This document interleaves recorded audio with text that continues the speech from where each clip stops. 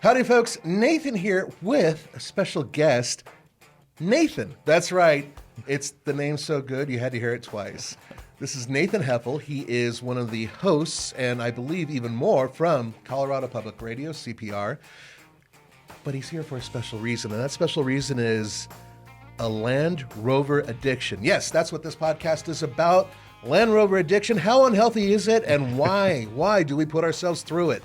So, without any further ado, please tell everybody what you do, who you are, all that, because I don't think I can do it any justice. Oh, well, come on. It's good to be here. Nathan Heffel. I host All Things Considered on Colorado Public Radio. I've been in radio for, my goodness, now over 10 years. Started way back at KYGO-FM in Denver, the country radio station. Yeah, imagine me with a cowboy hat on. I can't. And it was a sight. I've been doing public radio now for most of my radio career and having a good time and yeah. Now, I met Nathan, 10, 12 years ago, maybe? I was vice president of the Rocky Mountain Automotive Press Association, and you became a member. That's right. And you were very, very fond of the idea of driving different vehicles and everything else. So you really are a car guy right off the bat. And of course, right when I met him, it's like, you are a Nathan, not a Nathaniel, right? Yes. Yeah, we don't talk to those Nathaniels. Yeah, do not call me Nathaniel. That is not okay. That is not okay. So anyway, we hit it off, and since then we both, have grown in our different fields, I guess you could say. But there was one thing that I kept coming back to, is that every once in a while when I would see him, like, hey, how you doing? What are you driving? Driving a Land Rover. Oh, okay. And then, a couple of years would pass. Hey, what are you, Land Rover? Like, wait, what? Yeah. And he kept coming back to that, and it stuck in the back of my head.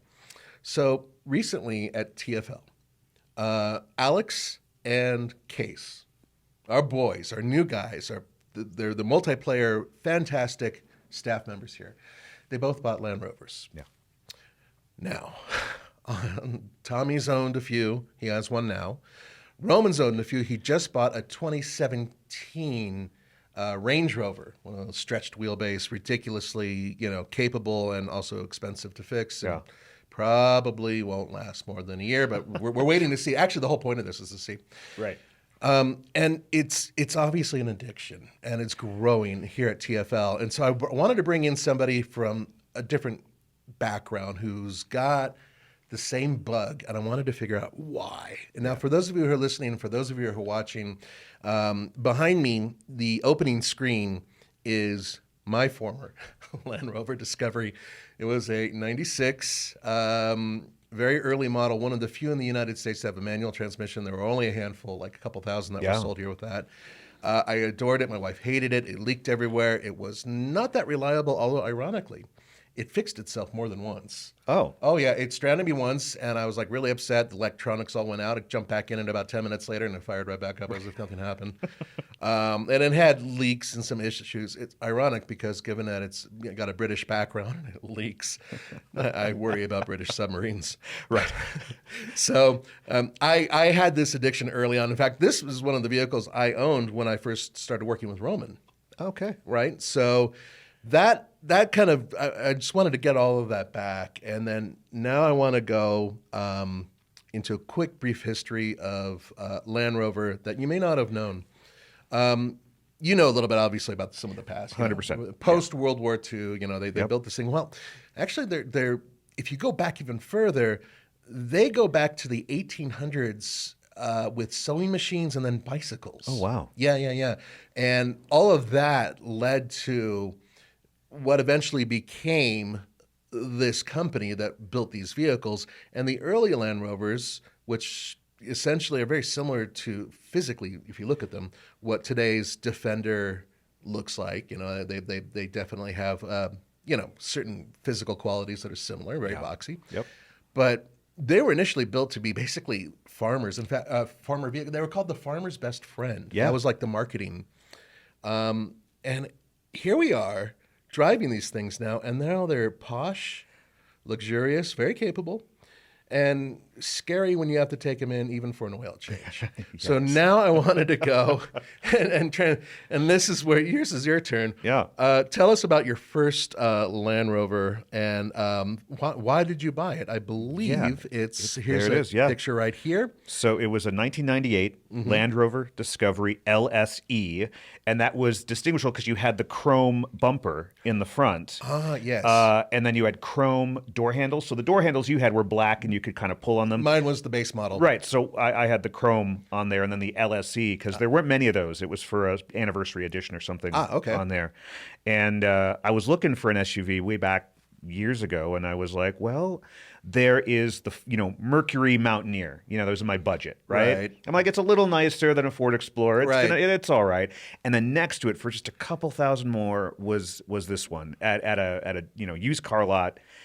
And I was like, can I test it? And you felt different in it. Yes. You felt like no one else had one. It was really cool, and they'd cleaned it up really nice, and it was right in my price range. It wasn't expensive. I mean, at the time, it was not that bad.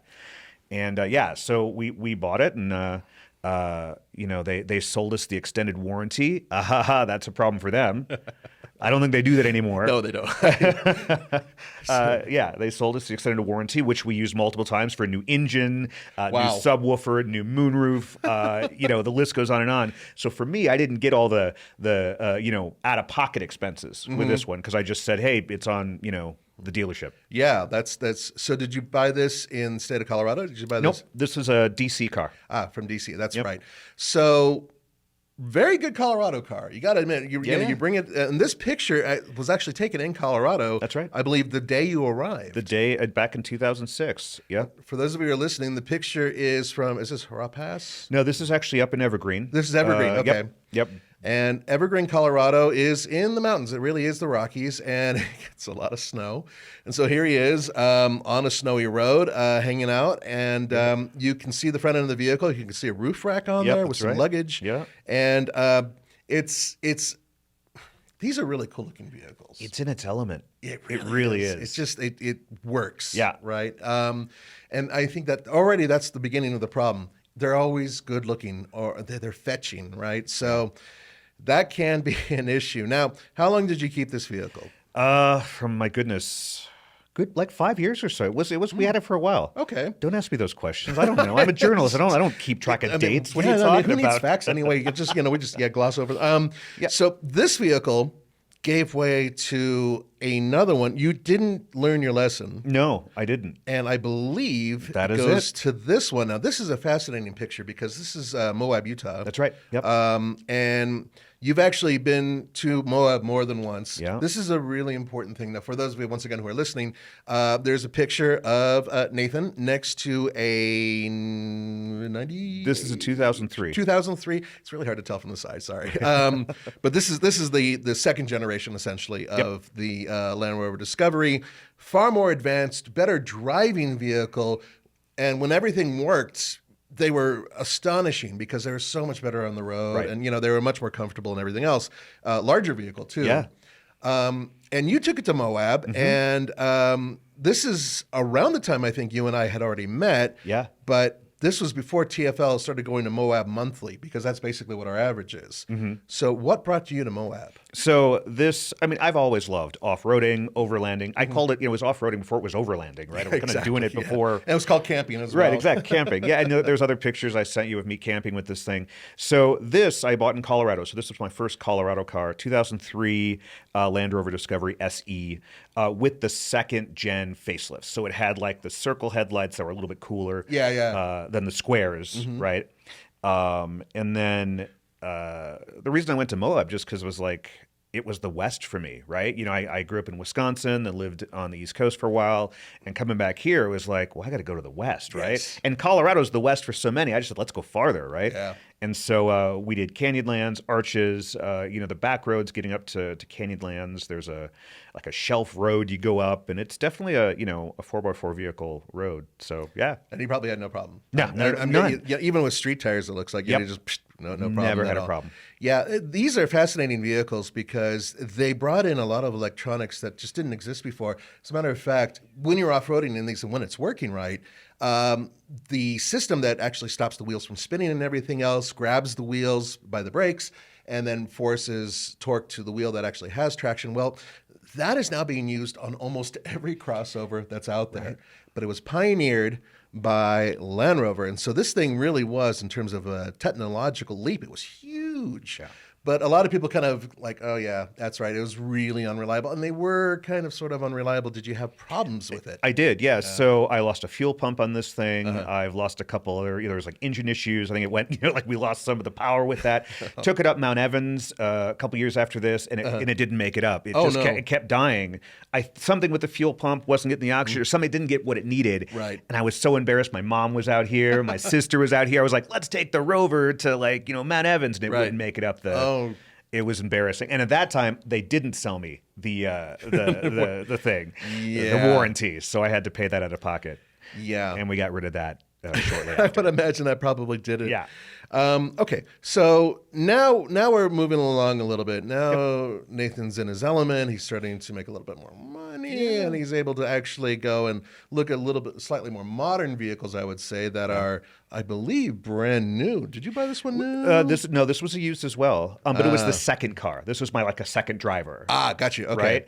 So what you're seeing is the 2015 Land Rover LR2 SE 4-door, which is kind of their smallest compact SUV at the time. Like the Freelander, I think it was called prior to this. Yeah, the Freelander was oh, what a mistake that was. But this made up for a lot of it, and they were okay. No, it was great. Yeah, I remember driving one of those through a snowstorm. We had a pretty severe one, and the automaker gave us one of these, and I was just driving it around at the time, and I was passing vehicles that were off on the shoulder and other vehicles that were beached, and this thing just kept on going. It was actually really good in the snow.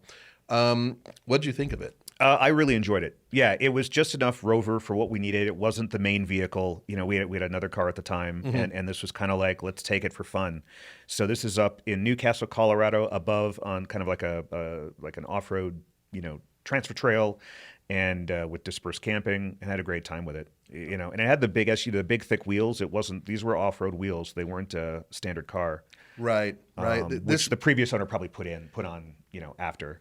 Which is something Roman's trying to do with this Rover that he has, which is proving to be hysterical because it comes with these giant 22-inch wheels or whatever, or 21-inch. And the brakes are so huge that you can't really get much of a smaller wheel, hence you can't get a very fat tire on it. So he's already struggling with that. I think it's hilarious. I love watching from the sidelines. Let's continue. So, all right. So now you have this vehicle, and this is a really good Denver car. I would say it's a good Denver car. Not as rugged as the other ones, I would say, but at the same time, it's something that kind of works along two different angles in family vehicle, and also can be a light off-roader. How long did you keep this one? This one was about 3 years, give or take. Yeah. And then with this one, because it had the same components, it had the same off-roading components in terms of so in snow and ice, and we were living in Glenwood Springs at the time, so you're going through the canyons, people, you can just cruise through those with the snow and the rain and all that crazy stuff, and then it still looked good, pulling up to a hotel, right? Right, yeah, exactly. And that's what Land Rover is all about. You can take it off-road, then pull it in front of this, 4-star restaurant, which I do, and, it's always parked up front, you know, which I like.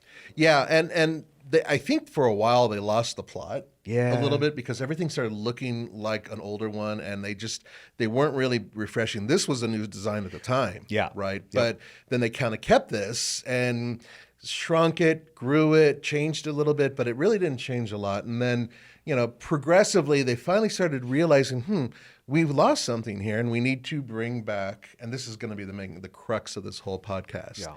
We need to bring back the Defender. Right. And we need to make it to where it is as comfortable as one of these. So basically you could drive it as a daily vehicle, and at the same time you can go and really do some off-roading. And honestly, when I first heard about it, I was excited when I saw some of the images, but I kept thinking, oh no, I don't know if this is a great idea. Roman was so excited that we were one of the first in the United States to order one. Yeah. And that didn't go well. But let me show you what I'm talking about. Now, for those of you who are wondering, I am referring to the new Land Rover Defender. Now the Defender. There she is. Oh yeah, Yeah. I like the color combination too with Yeah. the two different tones. Yep. Nathan's Land Rover Defender that we're looking at here it's like an off silver, and it has a black roof, and then there's a black paint that kind of goes from the bumper all the way and wraps around the vehicle on the lower end. Tasteful, simple, and black wheels go with it. The whole thing works. Yeah. The design is fantastic. It really is. And they had the 90, which I love. I'm in love with the 90. Once again, I brought one home. Boy, my wife got mad. Because at the time I just bought this little mini like pickup truck thing, and she already dealt with that. And I'm just like, why are you bringing this? I said, honey, just look. She fell in love with the interior. Absolutely adored it. Did not like the back door. And didn't like the fact that it was a 2-door. Right. And I was like, well, guess what? There's a 4-door. It's a 4-door. Yeah, it didn't work. Maybe in the future we'll see. I want to see what the long-term, because this thing's only been on the road for a couple of years. Yeah, that's right. And I want to see what the long-term reliability actually is with one of these once they get the kinks out. Yeah. So let me tell everybody what happened to us. For those of you who don't know, TFL bought this is the 110. And the 110 now is sort of the middle model. Well, it's not sort of. It is the middle model. There's the 90, there's the 110, there's the 130. The 130 is the largest. Similar to what they used to build in the past. The 90 back in the day when they were actually truck-based, proper SUVs as opposed to these, basically a crossover that can do off-roading. They had the 90, the 110, and 130. And there were some other versions as well. There's a pickup truck version and whatnot. Anyway, so we bought the 110 right when it came out. We got it with the 4-cylinder turbocharged engine, and we got it with almost the base model, but just like one step above. We even got the fake steel wheels. Yeah, the Steelies. Yeah, they look really cool, but they're not actually steel. Which is I didn't know that. No, they're aluminum. Oh, I know. I had no clue. But the cool thing about them is that they give you the most rubber. So that way you can air down and you can do some things off road with them, and that broke immediately. We had it for a very short amount of time.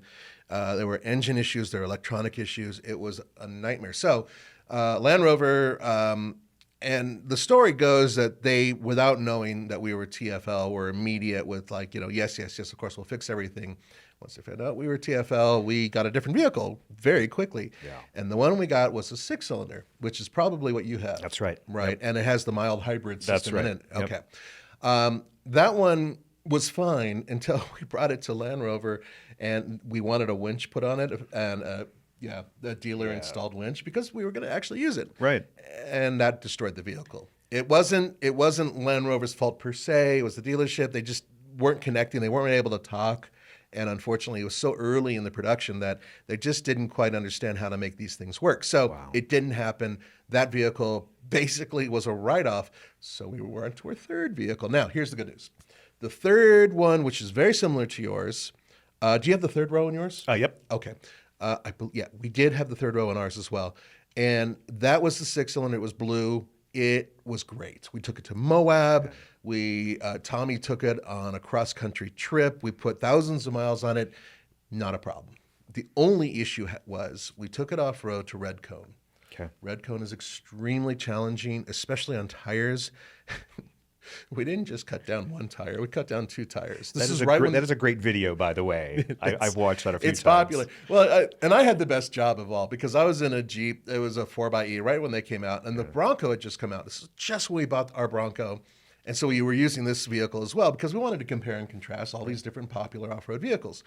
And I'm cruising along. I've got no problems. I half the time I'm in electric mode, just cruising and listening to my rock and roll music, right?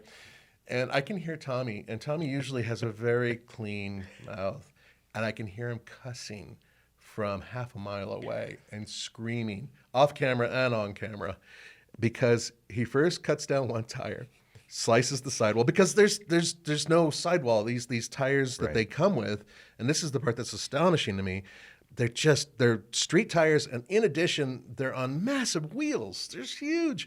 So not built for off-roading, even though the system in it works great, right? Right. So Tommy cuts down one tire, goes out, replaces it, gets back in. I swear to God, 50 feet later, cuts down another tire. Another one. And that's when he lost it. So anyway, that was we learned a valuable lesson there about tires and everything else. And It looks like you have the smaller wheels That on was yours. specifically, I think that's a 19, Uh-huh. if that's right. That's the lowest we That could is the go. yes. And we did. And those are the off-road tires. I mean, they're off-road-ish. I mean, they're Land Rover's version of an off-road tire, which again isn't amazing, but they do It's really well. far better than having The on-road. Yeah. the on-road, which basically paints on the rubber and everything else. Now, there's a purpose to that, which is they feel that people want that. People want the big wheels, and they don't go off road that often. So putting on street tires and everything else is normally what they would do. But I think because of all the feedback they're getting, they're like, oh, okay, maybe we should actually have this more available because only a few trims allow those wheels. Yep. So here's the bizarre part. Land Rover, for some strange reason, doesn't offer the smaller wheels on all these different packages. You have to get a specific package, not the top, to get this. Yep. And it's weird to me. I really wish they would be able to do a 16, but they can't, and it's a simple reason. The brakes are too big. Interesting. That's the only reason. Yeah. In order to get that, and we know somebody who did, Yeah. they had to completely remove the brakes. Oh my gosh. Replace them with aftermarket smaller ones, change a whole bunch of other components in order to make smaller wheels fit so they could get larger tires and all that stuff. Insane stuff. So tell me, this looks a little bit Moab-ish as well. Yeah, this is Bryce Canyon. Bryce This is Canyon. Utah. Okay, yeah, Utah, yes. yeah. This is a glamping spot in Bryce Canyon. Oh, yeah, I can see the Geo dome thing there. Very cool place. It's the X Dynamic SE 110, and it is. I designed it. I mean, I've always wanted a Defender, since I was a kid, and so when these came out, we ordered it back in 2021. Ordered it because it was pandemic, right? Right. So there was no going down to the dealership, so we ordered that, and I specifically asked for every single option that I could to make it as off-road capable as I could afford, and that they offered. Because you can't get there was a V8 engine, but you couldn't get the engine with the wheels, tires yes. exactly. So we had to pull those off. Heated windshields, all the good stuff. You couldn't get the washers for the headlights without a certain option that wasn't available. And so we were working with Land Rover in Glenwood Springs, Roaring Fork, and we were just sitting with them for a couple hours, just trying to go through being, well, I want this, but you can't get that because they don't offer that with that. They were very much like, we can make this however you want it, but you have to give up certain things to make it what you want. And so, but it's the most off-road capable that we could afford, and also that we could get with the options they offered. Do you have the steel suspension, or do you have the? Nope, this is the air suspension. Ah, Yep, great. So upgraded this is at rest. Yep. Then, Yep. so the air suspension works remarkably well. It is a scary thing because you think 5 years, 10 years down the line, something could go wrong, and then suddenly you're sagging, which unfortunately does happen to some Rover products. But the other side of it is you can drive it on the street, and it will drive like an everyday car, quite nice actually, and a very comfortable ride. Then you can jack it up, and you have the ability to go through about over 2 feet of water. Yep. And we took basically this vehicle, essentially it's this, off-road in Moab. And one of the things about it was, once Roman pumped up the suspension to maximum, he never scraped the front or the rear on any of the obstacles that we normally do, even light scraping. And we've done that with Jeeps left and right, where we've done minor scraping. Never had that problem because the approach and departure angle are incredible once you pump it all the way up. Yep. The one I was looking at building, was going to have steel springs and the 4-cylinder turbo, because I did not learn my lesson from our failures. Because I thought, I'll save some money. And the 4-cylinder turbo on paper looks really good. And I drove the one that we had. It was like, oh, it had plenty of power. But once again, my wife shot that down and probably saved me. This would probably be the setup that I would look at. Yep. How has it been so far? You've had it for about a year? Yep. Yeah. Yep. What do you think? I really enjoy it. I really, really like it. It had one issue. The rear right door, the handle mechanism broke a couple months after we got it. They fixed it for free instantly. Yeah. They were super nice with it. Other than that, it's been great. Pickup in terms of the getting on the interstate is just amazing. Yeah. And then the off-road capability of it. We have the auto. The terrain response 2. So it allows you to do auto, which is great. It basically just push a button and it does it. Now some people say that'll take away from the off-roading experience, but for us, we are moderate off-roaders. Right. Right. So like we do like a little bit more configuration, and there's a configuration button we can do stuff with. But this is really great. You can just set it and forget it. And that's what they kind of ask you to do at the Land Rover driving school we went through with Roaring Fork, was just like set it and forget it. I wanted to ask you about that. You went through the Land Rover driving school. I did. Those we actually knew a couple of the guys who put it together, and one of the instructors. I'm blanking on his name now, but Roman's good friends with him. What did you think of the school, and how did that lead to what you are driving now? Like, did it help you become more confident? 100%. Yeah, even the way like you're sitting in your SUV, like pushing your legs down so you're not jolting all over the place when you're going over the stuff. They said listen for the sound of the engine, and when it's in this sound, like kind of purring, that's perfect. The stuff that you're never going to think about. That's what they were doing, and that was really cool. And they took us places where we're like, we can't do that, and they're like, just do it, And they raise your suspension, put your 4x4 on, lock the differentials, all the good stuff, and you climb up the mountain slowly. And it's also not ramming it up, right? Obviously, you're not going to ram this thing up anything, right?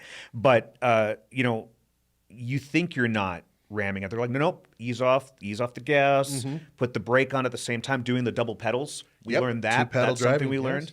I'm better at it. I'm getting better at it because it takes time to learn that balance. Well, every vehicle is different, and especially if you're going up and over a rock, being able to use the proportion of torque and then remember how much your brakes are actually holding you as you go up and over it. It takes time. And anybody who says they're an expert on every vehicle they drive is full of it. They're absolutely wrong.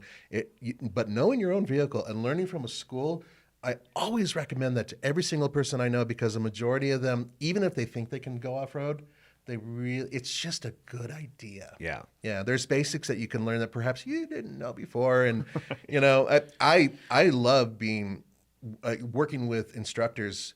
I work with Nina Barlow often. Nina Barlow is out in Moab, and she's a racer. She's a professional. She does all these things. And she has a great way of teaching. She's kind of hands-off. She'll just give you a couple little, like, you do this, this, and this, you'll be fine. Yep. And it's perfect. People in our industry, and they say this about journalists in general, we tend to have overinflated egos about certain things.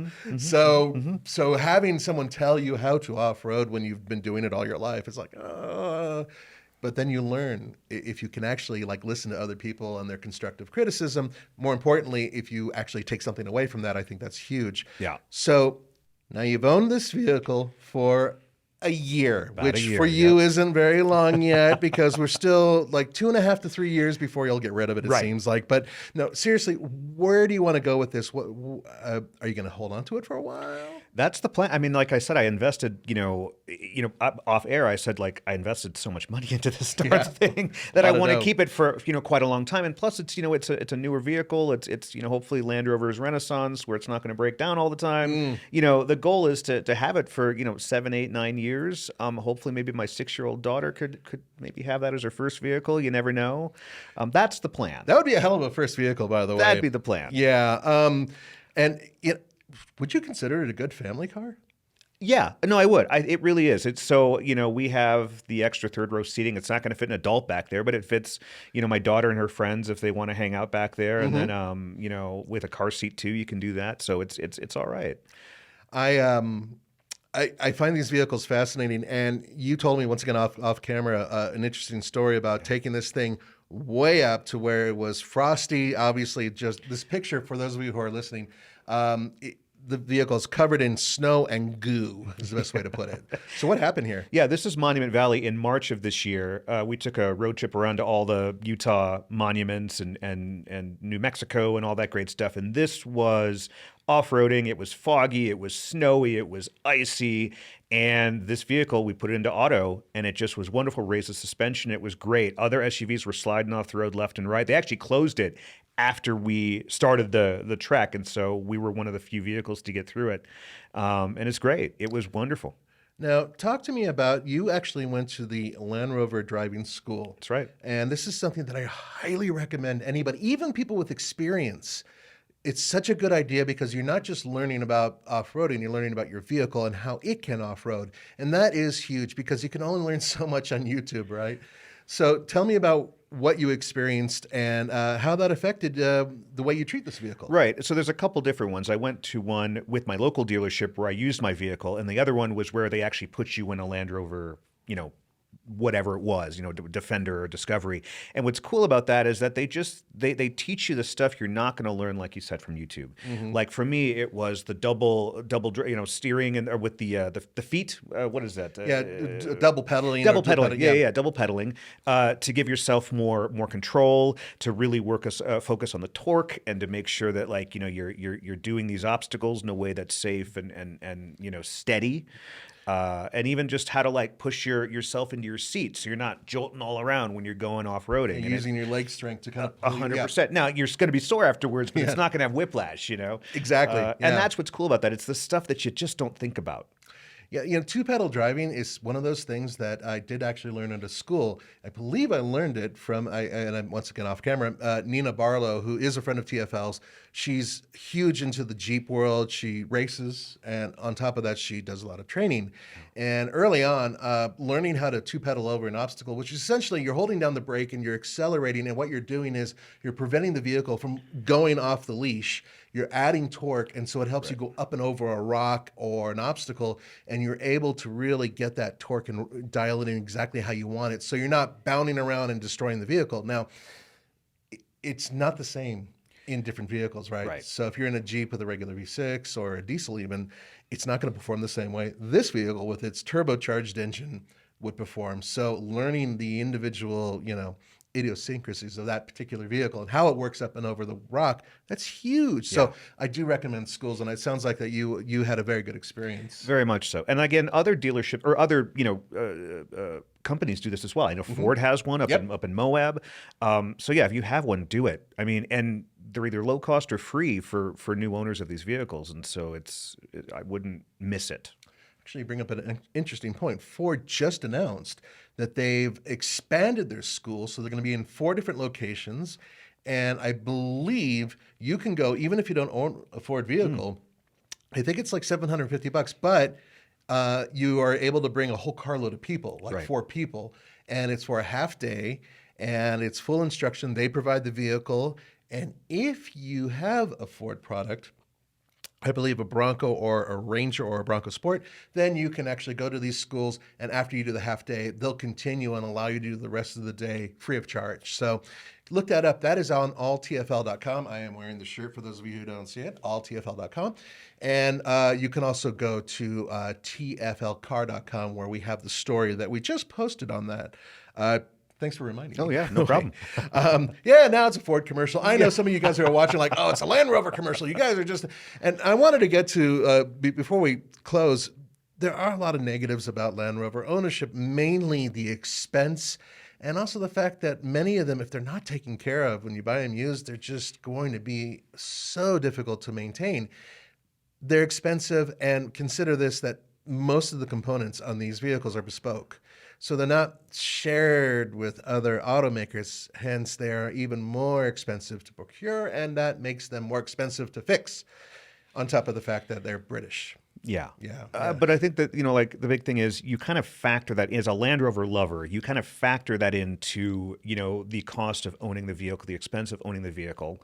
With this, we have the extended warranty. We've got all the extra bells and whistles for the service stuff, because we don't know what it's going to be in the next, 4 or 5 or 6 years. And, we're pushing it kind of hard, right? We're going to off-roading. We're going to Moab. We're going to Canyonlands. We're going to all these places.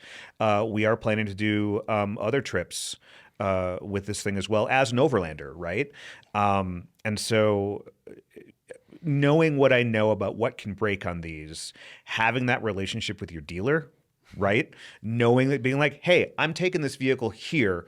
What do I need to watch out for? What can you check to see if it's okay? And that's very cool. We've done that with our dealer in Denver. Hey, I'm going to go to this actual trail, right? What do I need to look for? Well, do this, this, and this, and here's what we're going to take a look at, and everything's great. And they do that for free, which is great. Yeah, their service, actually, I remember their facility. Early days when I had mine, I went to the same place that you go to, and I just remember there was a kid who worked there, and he had, I believe, an earlier Defender. And it was cool because it's kind of like a Jeep, but it's the proper off-roader. For those of you who are used to being in a very plush Rover product, you won't be very happy being in one of these. No, they're very the old Defenders. No, these Defenders. Oh, they're totally different. Totally different. But the kid and I were talking, and I remember reminiscing. This is back in like 2003. And I remember saying something to the effect, or no, 2006. And I said, wouldn't it be great if they brought this back?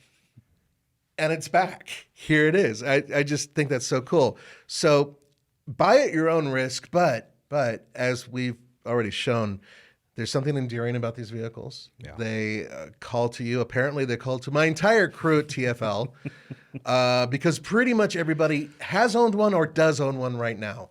So, God, I feel like there's almost a gun to my head. Like I have to buy one now. Buy an old used one. Join us. Come, Nathan. Come to the dark side. We shall give you a Land Rover. And I just have to convince the wifey poo, who only allows one project for every couple of years.